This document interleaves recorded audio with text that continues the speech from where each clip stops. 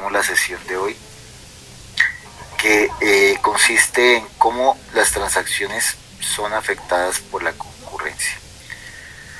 Entonces el día de hoy vamos a ver transacciones y concurrencia como parte de ese proceso, ver cómo las transacciones se pueden ver afectadas por la concurrencia, qué problemas generales se tienen en la concurrencia, en la transaccionabilidad, es decir, cómo se presenta o qué problemas se presentan a través de la transaccionabilidad y cómo se pueden solucionar. Y por último, el concepto, digamos, fundamental que busca mitigar el impacto que genera como tal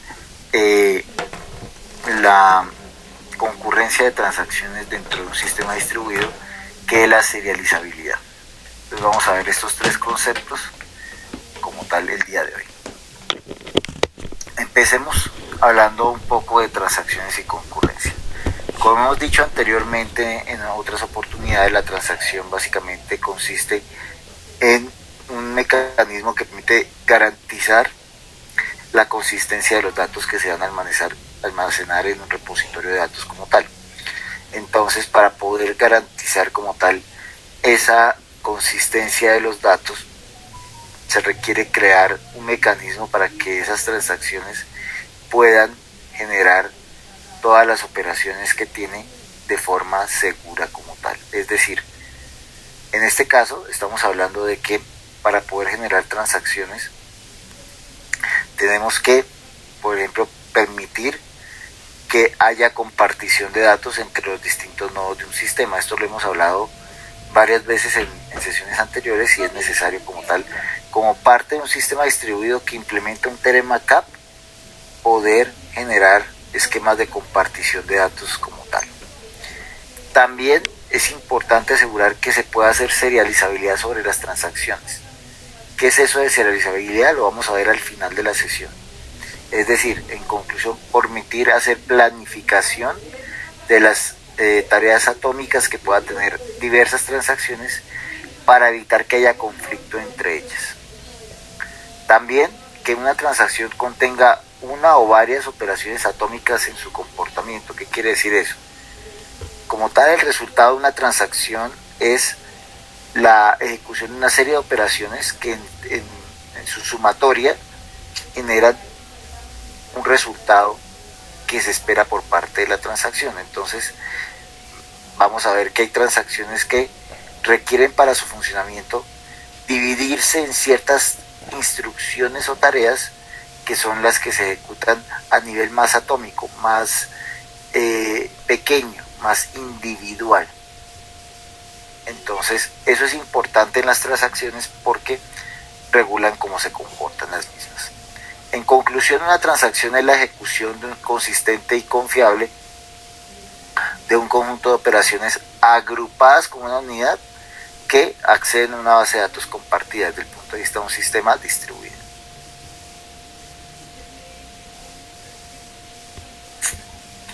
Una transición puede tener muchos estados durante su ciclo de vida.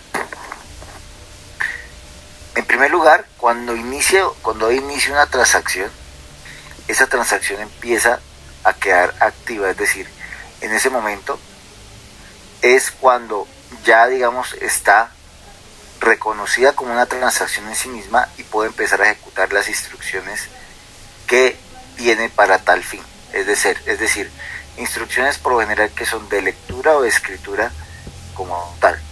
Cuando inicia la transacción y está en estado activa, hasta ahora están empezando a generarse las instrucciones atómicas que ésta tiene. Como resultado de esa ejecución de la transacción y de la ejecución de sus instrucciones y operaciones, puede quedar la transacción en dos estados. Directamente, que sea parcialmente confirmada o que sea fallida. ¿Qué significa eso? Cuando hablamos de que sea parcialmente confirmada, significa que terminó de ejecutar exitosamente todas sus operaciones. Pero no es suficiente con que una transacción termine de ejecutar sus operaciones. Hay que indicar que la transacción debe ser confirmada totalmente en la base de datos. ¿Sí? Entonces, hasta que no se haga esa confirmación, que es el siguiente estado, que es confirmar o confirmada, significa que la información no va a aparecer reflejada en la base de datos. Es decir, él puede ejecutar operaciones, pero hasta que no se confirme, no queda persistente permanentemente en la base de datos. En caso de que como parte de la ejecución de esas instrucciones se genere un error, un problema o un fallo, entonces se considera que la transacción ha sido fallida. Los motores actuales de bases de datos modernos, por lo general, tienen la característica de que en caso de que se presente una de estas situaciones, automáticamente, pues digamos, abortan la ejecución. Como la transacción, hasta que no se confirme plenamente, no modifica la información que está persistente en la base de datos, no hay ningún problema porque las operaciones las instrucciones atómicas que se ejecutaron como parte de ese estado no se van a confirmar hasta que no se genere ese estado de confirmado. Entonces todo lo que se hizo pues básicamente se deshace, pero ¿de dónde se deshace? Pues del espacio temporal que tienen las bases de datos para ejecutar estas transacciones como tal. ¿Sí? Por último, cuando la transacción queda confirmada o se deshace al ser fallida a través del rollback, pasa a estado terminado. Entonces, básicamente se indica que la transacción ya no ha sido aplicada permanentemente en el sistema. ¿Vale? Entonces, como vimos anteriormente, para que se den esos estados de la transacción, es necesario que se consuma o que se confirme la transacción. De no ser así, cualquier operación que se haga sobre los datos de la base de datos no va a ser reflejada en la misma como tal. El commit es la clave para que se dé esa consumación. Si por ejemplo como resultado de la transacción que estoy ejecutando coloco el commit y desafortunadamente una de las operaciones atómicas de la transacción no termina o genera un error, pues simplemente se genera el rollback. Y como dije anteriormente, pues se deshacen esas operaciones y no hay ninguna afectación a la base de datos. También es importante tener en cuenta que las bases de datos mantienen una especie de versiones de los distintos registros que han sido modificados como resultado de ejecutar transacciones. A eso se le conoce como la bitácora de transacciones. Entonces básicamente conserva los valores de cada una de las operaciones atómicas involucradas en la transacción. ¿Eso con qué fin? Con el fin de garantizar que si en caso de que exista algún rollback, pues la transacción se vuelva a restablecer en su estado original. De todas formas, en ese caso no hay ninguna afectación sobre la información de la base de datos. Miremos este ejemplo. Esta bitácora lo que hace es mantener cada uno de los cambios de cada uno de los datos que son modificados por cada una de las instrucciones de la transacción. Originalmente el valor de X y Y es 0 antes de comenzar la transacción. Entonces en la base de datos están persistiendo así. Cuando comienza la transacción, la bitácora va registrando todos los cambios que haya entre cada uno de esos registros afectados por la transacción. Por ejemplo, aquí cambié el valor del registro de X a 1, entonces eso se registra en la bitácora, ¿sí? Luego en el siguiente instante de tiempo Y cambia a 2, eso se registra en la bitácora, y luego X cambia a como tal de 1 a 4 como parte del proceso. El valor de X en este momento es 4 y el de Y es 2, ¿sí? Sin embargo, en este caso, si termina la transacción, él tiene la posibilidad de retornar a los valores originales de cada una de las variables para hacer ese ejercicio. Entonces, de esta forma funciona la bitácora de transacciones como tal. Esa es la gran ventaja de tener operaciones atómicas indivisibles dentro de una transacción. Algo indispensable que tienen que tener las transacciones es que se basan en un modelo que digamos sigue, digamos como tal, todos los fabricantes de motores de bases de datos que aseguran, digamos, la consistencia de los datos de las transacciones. A esa propiedad se le conoce como ACID, A, C y D. ¿Qué significa ACID? A de atomicity o atomicidad, C de consistency o consistencia, I de isolation o aislamiento y D de durabilidad. ¿Qué significan esas propiedades? Son las propiedades que tiene que tener toda transacción en cuanto a su ejecución y finalización. Entonces, en cuanto a la atomicidad, es lo que corresponde a que una transacción en sí misma es un conjunto de operaciones atómicas que o se ejecutan todas o simplemente se cancelan. Entonces, o todas o ninguna, o todos en la cama o todos en el suelo. Básicamente lo que dice es eso. Es decir, si alguna de las operaciones falla dentro de esa transacción, se deshace completamente la transacción. Eso es lo que se refiere a atomicidad. Con respecto a consistencia, el resultado de una transacción no debe depender de un número de clientes concurrentes. Es decir, por ejemplo, si estoy utilizando una tabla, un registro, una instancia de base de datos, si la transacción afecta como tal ciertos registros o tablas o información, el resultado de la misma no debe depender de otro número de clientes concurrentes. Es decir, puede que haya otro cliente, otra transacción que esté tratando de modificar esa misma tabla, ese mismo registro, pero pues digamos en este caso no va a ser afectada la consistencia de los datos, porque eso es lo que permite este tipo de propiedades, garantizar eso. ¿Cómo lo vamos a hacer? Bueno, eso lo vamos a ver en la siguiente sesión. Aislamiento. Los efectos intermedios de la transacción no se deben representar como tal definitivamente en la base de datos como tal. Es decir, el aislamiento se refiere a que como para ejecutar una transacción hay que ejecutar varias operaciones atómicas, el resultado de esas operaciones atómicas no se va a ver en la base de datos hasta que se confirme. Es decir, se hacen en un entorno seguro que no va a afectar la consistencia de los datos que están en el motor, que están en la base de datos como tal. Hasta que no se confirme esa transacción, esos resultados no van a verse reflejados en la base de datos. Y la última es durabilidad.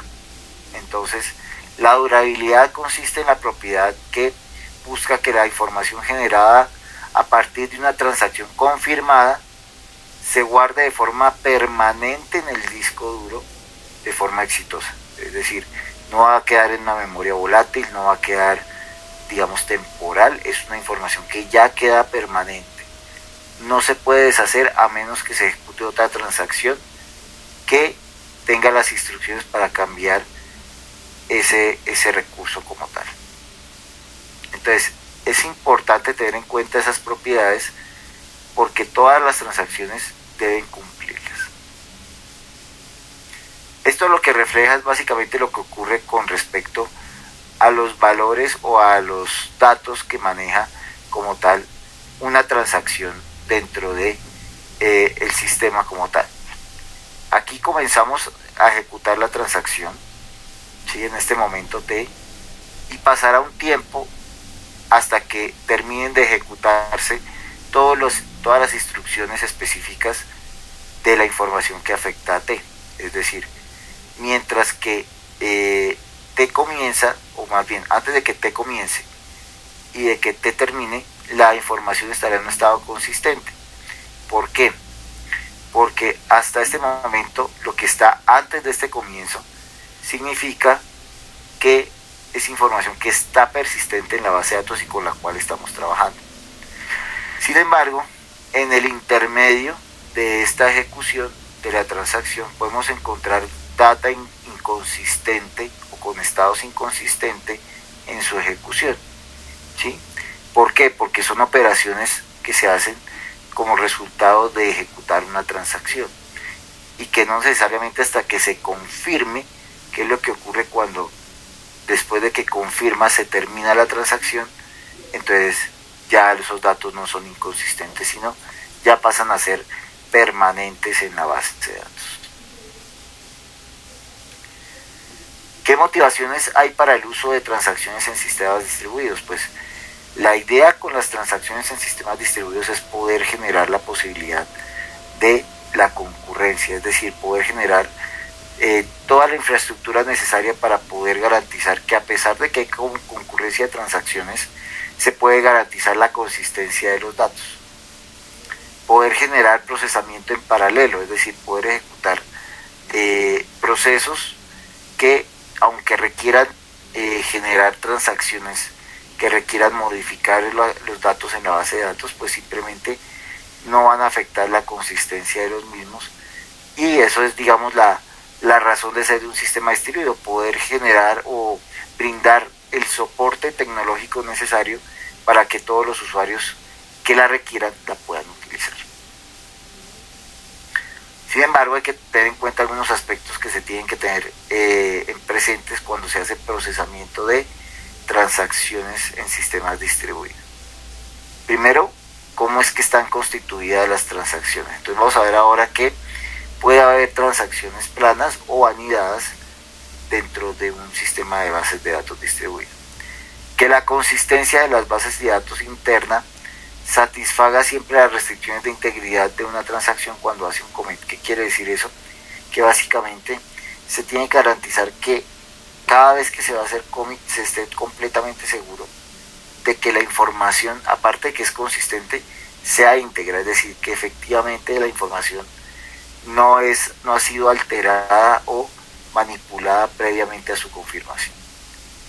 Protocolos de confiabilidad que se hacen para garantizar la atomicidad y la durabilidad de las transacciones, es decir, poder garantizar que la transacción se puede ejecutar con respecto a todas sus operaciones atómicas y que quede persistente definitivamente en la base de datos. Algoritmos de control de concurrencia, que esto va a ser lo que vamos a hablar el próximo lunes, y es básicamente la forma como nosotros podemos controlar los problemas que estamos viendo que tienen las transacciones como tal. Y por último, el protocolo de control de réplicas, que básicamente garantiza la consistencia mutua de datos replicados mediante una estrategia que se llama Read One, Write All. O sea, a medida que se actualiza en uno, se escriben en todos los nodos. Sin embargo, esto no es perfecto y hay muchos problemas que se han generado con el manejo de la concurrencia de transacciones. Entonces, como siempre, digamos, tenemos sistemas que van creciendo y evolucionando y por ende aumentan la capacidad de la concurrencia que requieren.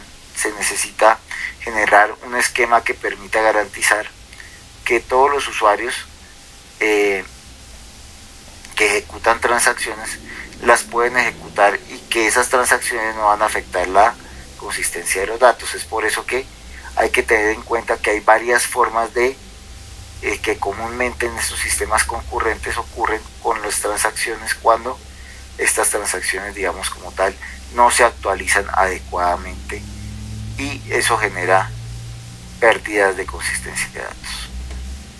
Adicionalmente a eso, hay que tener en cuenta que pueden ocurrir muchos fenómenos que pueden impactar la ejecución de una transacción. Por ejemplo, que en la plena ejecución de la transacción se caiga el sistema. ¿Sí?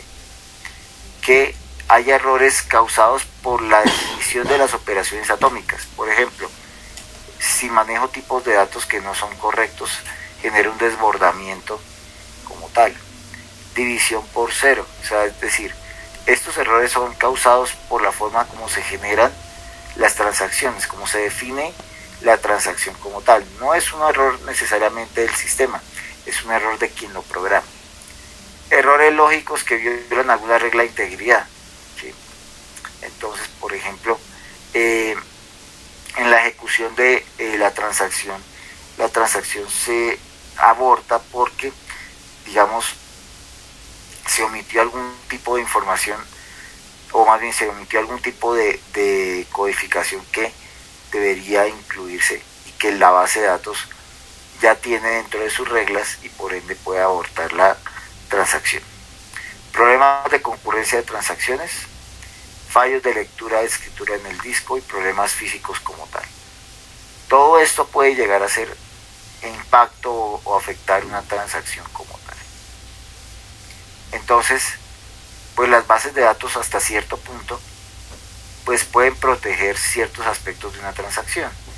Entonces, las bases de datos tienen la capacidad de recuperar datos y recuperar su estado de acuerdo con pues, la configuración de su restauración de acuerdo a cada motor de base de datos. No es igual en todos. Por ejemplo, Oracle tiene más mecanismos de contingencia y de mitigación, digamos, con respecto a eventos, digamos, que son de fuerza mayor que pueden llegar a afectar la ejecución de las bases de datos como tal.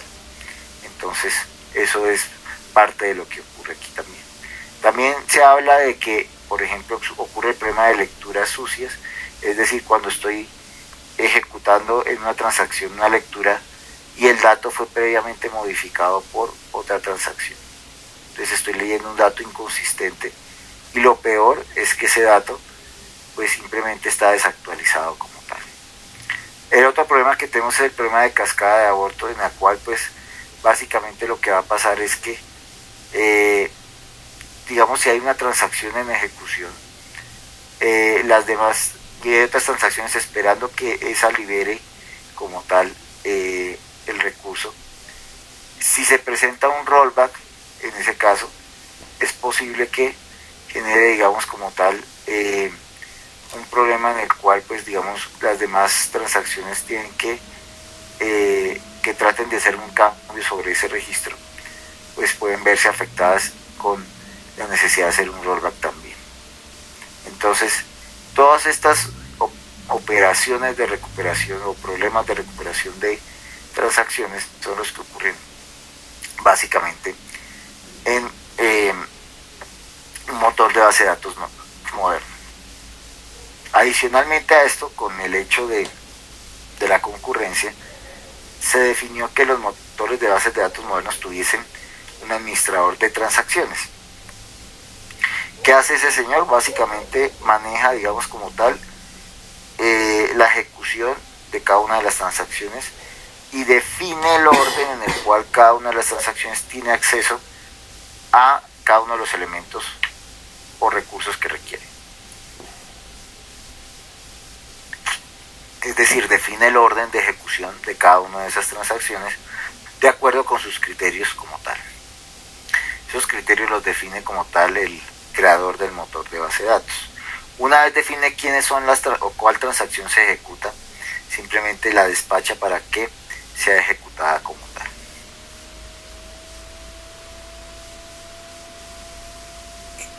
También es importante decir que, como tal,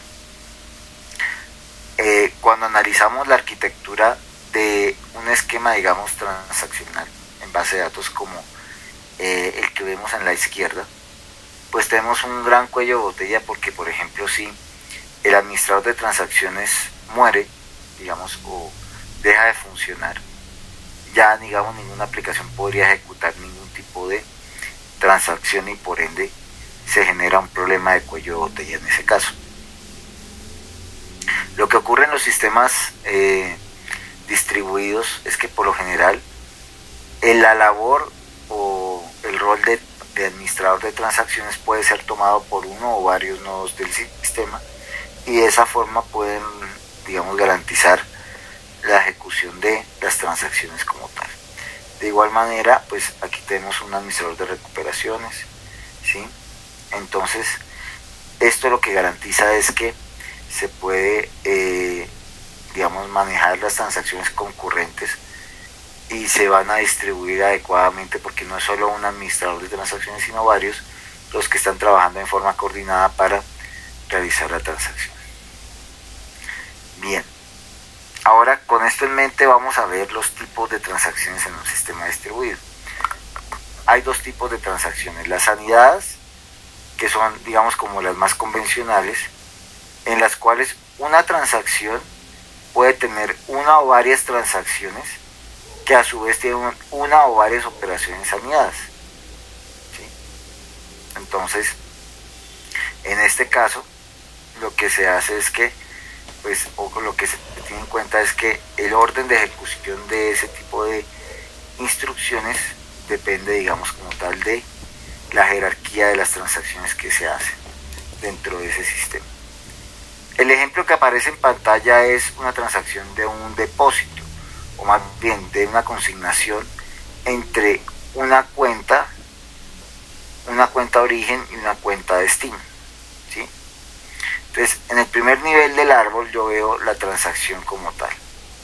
A su vez, esta transacción se relaciona con dos transacciones o subtransacciones, como lo quieran llamar: retiro y depósito. Cuando ustedes consignan una cuenta, primero retiran, luego depositan.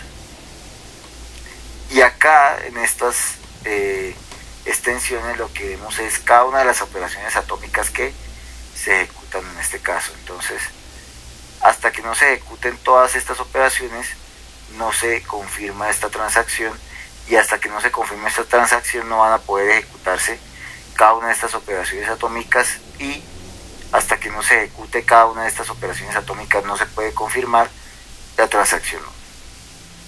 Así funciona. Y luego, ya cuando estas dos estén confirmadas, se confirma la transacción definitiva. ¿Por qué es necesario hacer este tipo de transacciones anidadas? Porque por lo general muchas veces las transacciones requieren de otras transacciones dentro de sí mismas para poder ejecutar los resultados que se esperan. Es decir, hay una prelación, un orden determinado para ejecutar dichas transacciones. De igual manera, como pasa en todas las transacciones, supongamos que en este punto del depósito, ya cuando iba a terminar de ejecutar esta subtransacción, se identifica que la base de datos se desconectó. Entonces, en este caso, esta transacción no se puede ejecutar y desencadena rollback. La pregunta sería: ¿el rollback aplica para todo? ¿Para el depósito, para el retiro y la transacción? ¿Qué opinan?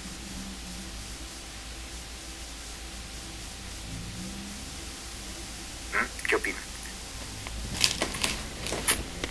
Ingeniero, disculpe, ¿será que puede repetir la pregunta, por favor?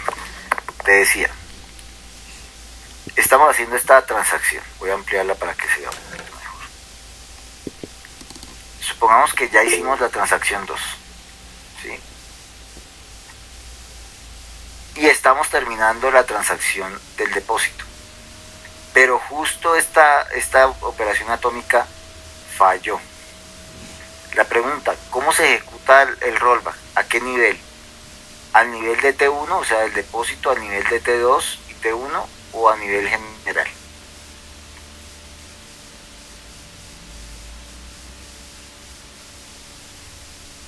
¿Qué opinan? Pues yo pensaría que a nivel general, ¿no? Claro, efectivamente, porque si alguna de las operaciones no se puede ejecutar, tanto las subtransacciones como la transacción padre se abortan. Todo se aborta, es decir, es todo o nada. Todo o nada. O se ejecuta todo o se cancela todo. De hecho, aquí está mencionándolo claramente. Si una transacción hija aborta, cualquier transacción padre será abortada. Ahora vamos a ver otro esquema de transacciones, otro un poco interesante, y las transacciones distribuidas. ¿Sí? La diferencia de las transacciones anidadas con las distribuidas es que en las transacciones distribuidas existe un responsable de que se lleven a cabo las transacciones en los nodos del sistema distribuido. Es decir, de todos los nodos que tienen como tal bases de datos, uno de ellos se escoge como coordinador, ¿sí? Entonces, si vemos el símil que tenemos en pantalla, lo que tenemos es que el cliente solicita la transacción y la transacción la recibe inicialmente el coordinador. En este caso, el coordinador lo que está haciendo es que de todas las operaciones atómicas que tiene la base de datos, solicita que, por ejemplo, T21, ¿sí?, la haga este nodo, T22 este nodo, por ejemplo, y este nodo termina siendo la siguiente, que es T23, y finalmente el coordinador envía las tareas de la subtransacción de depósito a depósito como tal. Entonces, en este caso tengo 4 nodos de bases de datos que son coordinados por este señor. Si alguno de estas de la ejecución de estas transacciones, de estas operaciones como tal, de la transacción falla, este señor es el que se encarga de coordinar como tal el rollback de la transacción, ¿sí? Eso es lo que hace. Y por su parte, si llega algún otro nodo de base de datos como tal, él se encarga de repartir el trabajo entre todos. Esa es la función de este señor coordinador, básicamente. Hay algo que también podemos tener en cuenta, y es que tenemos transacciones con replicación, es decir, que existen varias formas para atender peticiones en un sistema de transacciones con replicación, es decir, estamos replicándolo entre todos los nodos de nuestro sistema distribuido. Sin embargo, la replicación no necesariamente es en tiempo real, depende del esquema que nosotros definamos. El esquema puede ser de la siguiente forma: primero asíncrono, entonces en ese caso simplemente las peticiones solamente se procesan de forma local y se retransmiten después en el tiempo como tal, en un momento determinado bajo alguna regla específica. Por ejemplo, sincronizar los nodos a medianoche, ¿sí?, esa puede ser una política. O síncrono, que inmediatamente en tiempo real todas las instrucciones que se realicen de una transacción se procesen en el mismo orden en todas las réplicas. O un esquema mixto en el cual pueda tener parte y parte de razón. Cuando estamos manejando transacciones con replicación, hay que tener en cuenta cómo se procesan cada una de las peticiones, es decir, cómo se ejecuta cada una de las operaciones que tiene esa transacción. Entonces, para determinar en qué orden se ejecuta cada una de las peticiones, vamos a analizar dos peticiones, una que se llama R1 y otra que se llama R2 como tal. Entonces, si se determina que el orden de procesamiento de peticiones es total, significa que obligatoriamente en todas las réplicas R1 va a ser ejecutado antes que R2. De lo contrario, si es una réplica casual, significa que solamente se ejecutará primero, si R1 está relacionado con R2, lo que implica que R1 será procesado antes que R2 en todos los servidores de réplica. En ese caso sería síncrono si la ejecución de R1 implica todas las peticiones fueron realizadas antes que en todos los servidores de réplica. Bueno, entonces en este caso lo que quiere decir es que lo que se tiene que tener en cuenta es cuál es la relación entre cada una de las operaciones. Por ejemplo, si en una transacción estoy ejecutando una operación atómica y justo después de ella tienen que ir en orden implícito otra instrucción, entonces se debe garantizar que el orden de las instrucciones es ese. Es decir, no se puede, digamos, como tal, hacer de forma síncrona, sino que se tiene que realizar en el estricto orden en que se determina en ese caso. Como tal, nosotros hemos visto previamente que existe un problema cuando tenemos varias transacciones que solicitan información común entre sí. Y el problema es, por ejemplo, las inaniciones o los interbloqueos, que es lo que ocurre acá. Entonces, cada uno de estas lucecitas corresponde a una transacción que está tratando de acceder a un recurso que el otro tiene y no lo puede acceder.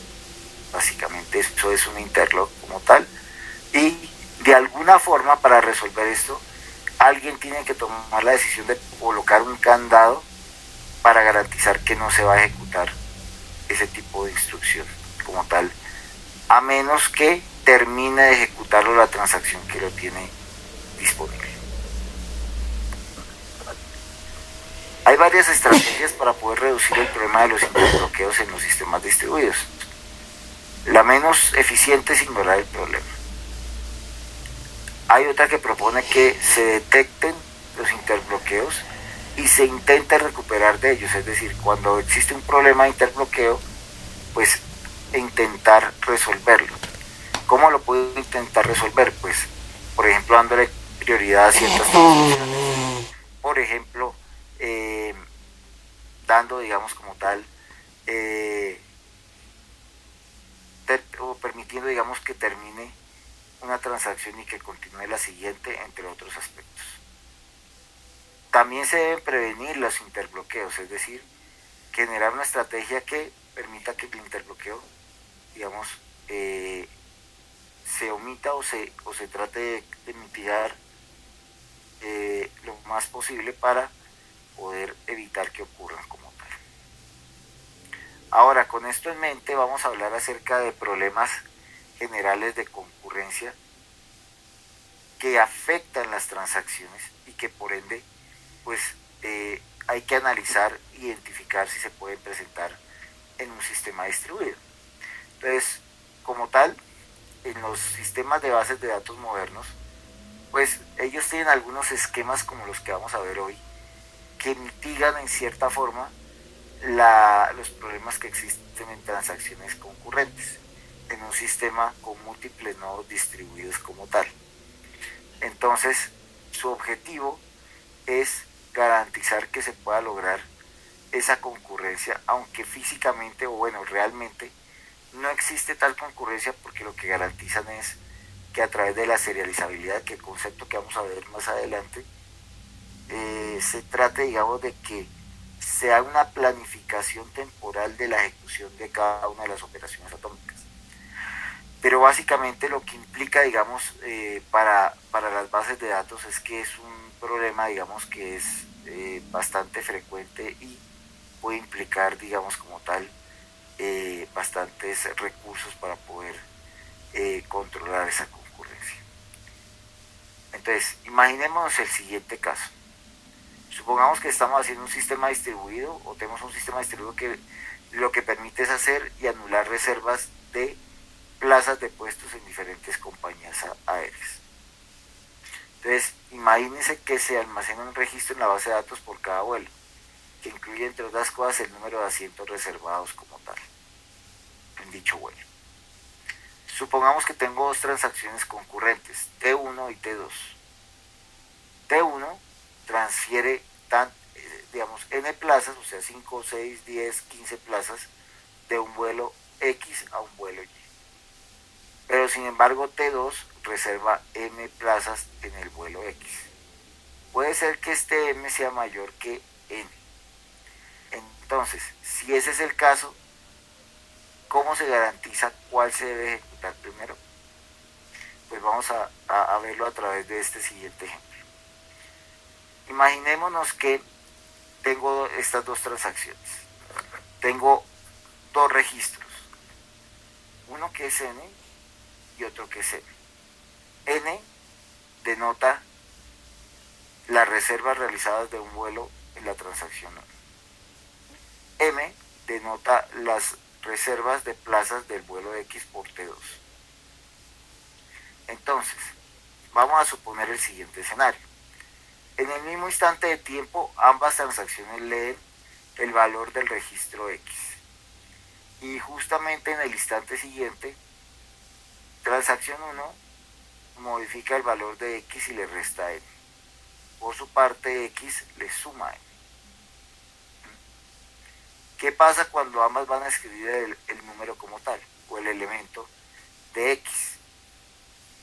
Pues que el valor de X, en ese caso, va a ser totalmente inconsistente, ya sea para una u otra transacción. ¿Por qué? Porque dependiendo de la que lo logre hacer primero, pues va a ser el valor que va a quedar en primer lugar, la que logre hacerlo de últimas, pues ese es el valor que va a quedar definitivamente en la base de datos, o en ese momento por lo menos en la transacción. Ahora, como ambas escribieron el elemento, pues simplemente dice sigue Y, se lee el elemento de Y, se le suma N y se escribe. En este caso no hay afectación. Entonces, aquí tenemos un resultado inconsistente, porque no sabemos con certeza cuál valor va a ser el que queda almacenado en la base de datos. Si este X o este X. Dependiendo de cuál logre escribir primero ese elemento en la base de datos, va a ser el que gane. Sin embargo, sabemos de entrada que esto no es coherente, porque alguna de las dos va a ser inconsistente como tal.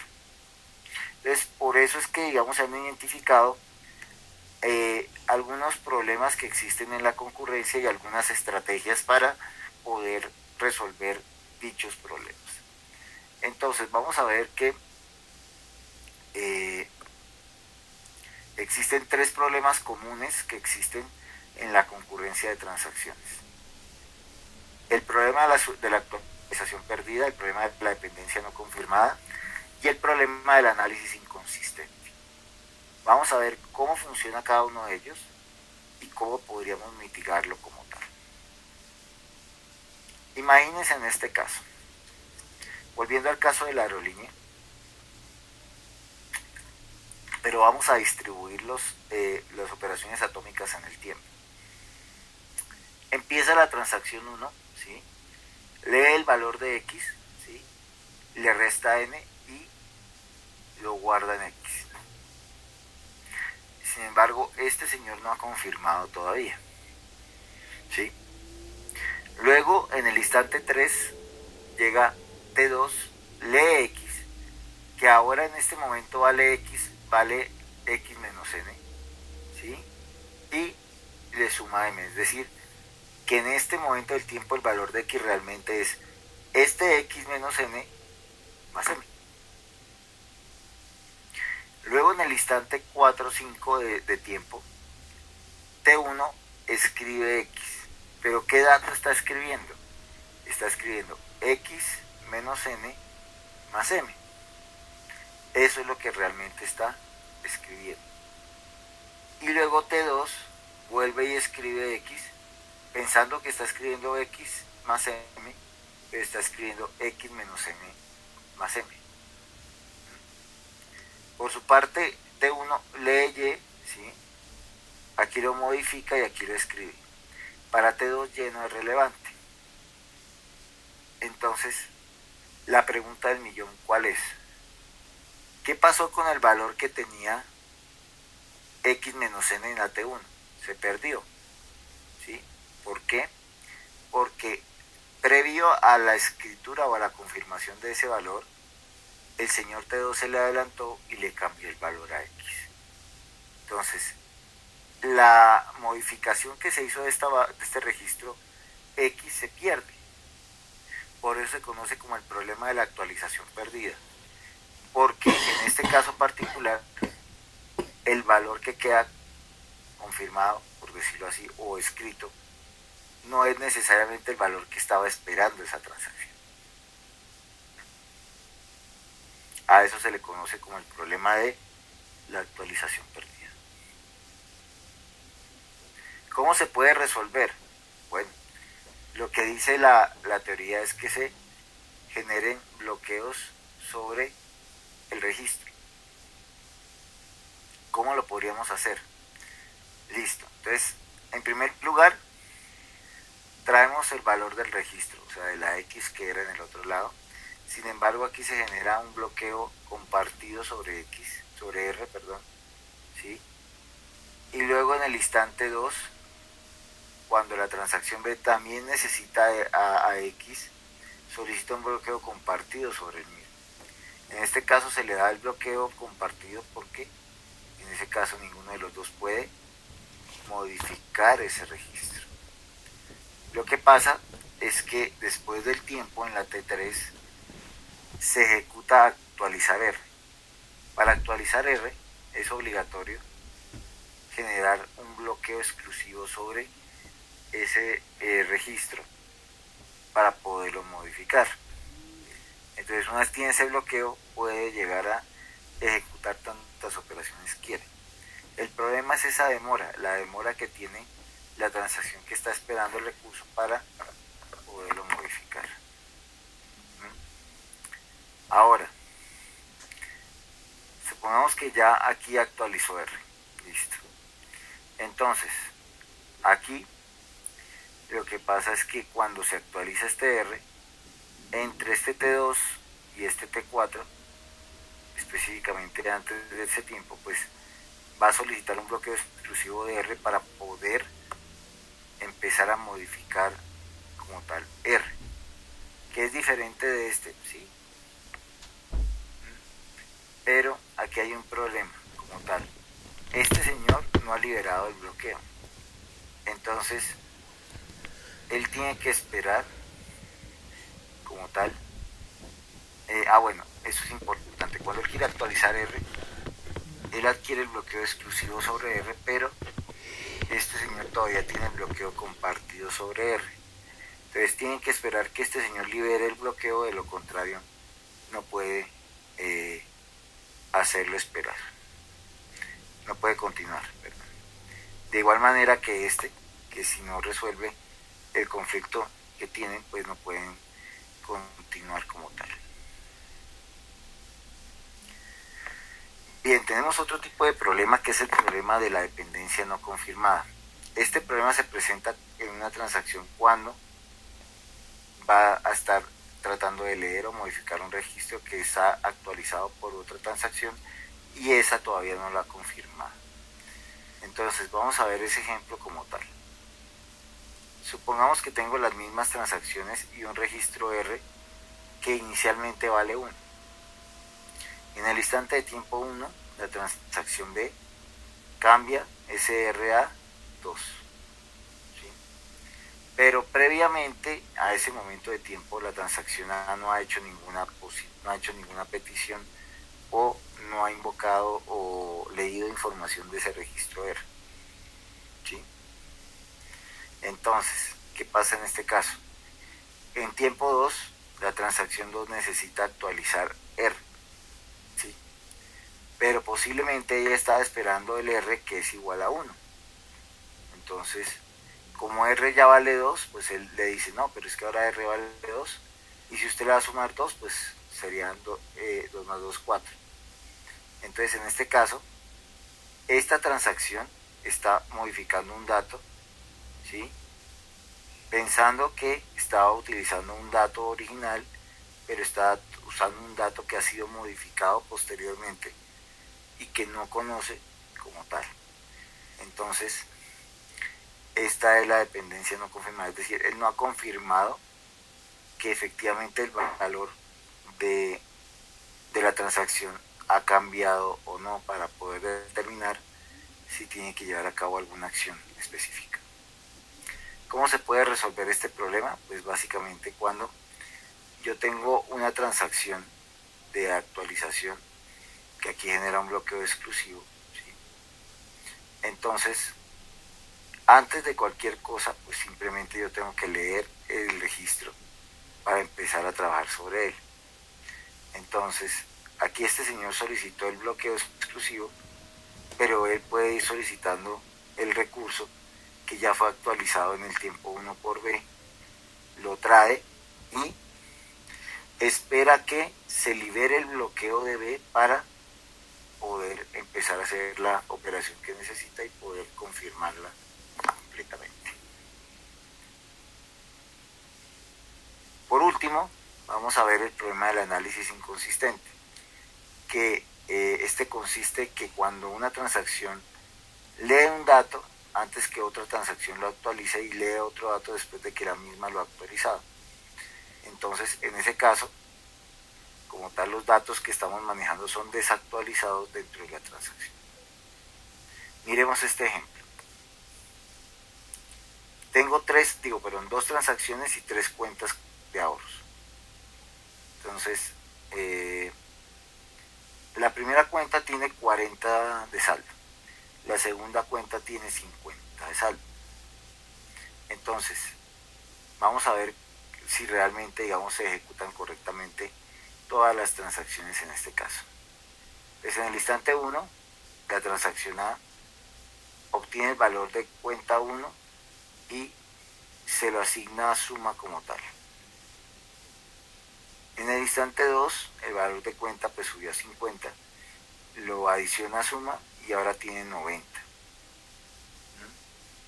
Ahora, cuando la transacción B, quiere comenzar, entonces lo que le dice es, oiga, en la cuenta 3, asígnele un valor de 30 y tráigalo.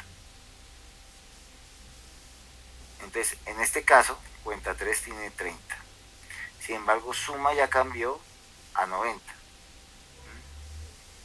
Entonces acá hay otra instrucción que dice actualizar cuenta 3 de 30 a 20. Entonces, cambiamos la percepción de cuenta 3. Y por último dice traer cuenta 1. Pues, ¿cuál traía? La que está la que se está afectando en ese caso como tal, que es la cuenta 1. En este momento, el problema ¿cuál es? El valor que reconoce es el que está confirmado en la base de datos, es 40. Pero en el tiempo 2, la cuenta 2 modificó el valor de esa cuenta y tiene 90. Ya encontramos que acá hay una inconsistencia, es decir, el valor de cuenta 1 el valor de cuenta 1 es 40, ¿sí? Es que todavía no he modificado cuenta 3, perdón.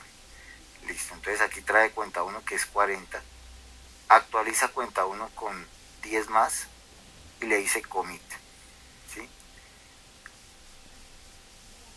Aquí la transacción A no ha modificado cuenta 1, ¿sí? Sin embargo, en la última instrucción después de todas estas operaciones dice traer cuenta 3.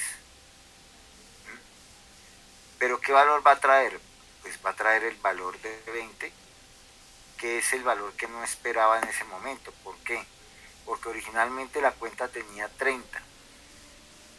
Entonces, si yo pregunto por la suma va a ser inconsistente porque originalmente los valores de las cuentas eran 40 más 50 más 30. Pero ahora me dice que la cuenta 3 ya no tiene 30, sino tiene 20. Es decir, que la suma de esas tres cuentas no me va a dar 110 como esperaba, pero no 120, sino 110. Entonces, en ese caso, el resultado que está generando es inconsistente. ¿Cómo poder garantizar que ese problema no ocurra? Entonces, en este caso, la transacción 1 o la transacción A trae el valor de la cuenta, que es 40, pero le coloca un bloqueo compartido sobre cuenta 1. Es decir, nadie va a poder modificarla hasta que genere un bloqueo exclusivo. Dieguito, si en el instante 2 una carrera, se adquiere un bloqueo compartido sobre cuenta 2